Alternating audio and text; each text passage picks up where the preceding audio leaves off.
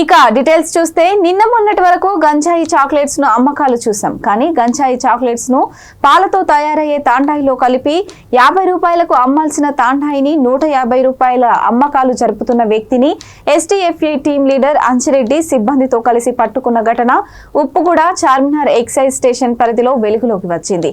ఉత్తరప్రదేశ్ ఆగ్రాకు చెందిన బి వికాస్ శర్మ గత కొంతకాలంగా చూడీ బజార్ నుంచి బేగం బజార్ మధ్యలో తాండాయి అని పాలు అమ్మకాలు జరుపుతున్నాడు. వేడి చేసి చల్లార్చిన పాలలో ఐస్, డ్రై ఫ్రూట్స్ తో తయారు చేసిన పాలను తాండాయి పేరుతో 50 రూపాయలకు ఒక గ్లాసు అమ్మకాలు జరుపుతుంటాడు.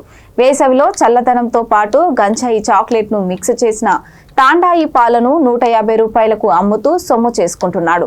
ఈ విషయాన్ని గుర్తించిన ఎక్సైజ్ ఎస్టీఎఫ్ఏ టీం లీడర్ అంజిరెడ్డి సిబ్బందితో కలిసి వికాస్ శర్మ ఇంటిలో తనిఖీలు నిర్వహించి 1920 గంజాయి చాక్లెట్లను స్వాధీనం చేసుకున్నారు. ఈ చాక్లెట్లను ఆగ్రా నుంచి తెప్పించుకున్నట్లు నిందితుడు ఒప్పుకున్నాడు. నిందితుడిని బైకును, గంజాయి చాక్లెట్లను చార్మినార్ ఎక్సైజ్ స్టేషన్ లో అప్పగించినట్లు అంజిరెడ్డి తెలిపారు.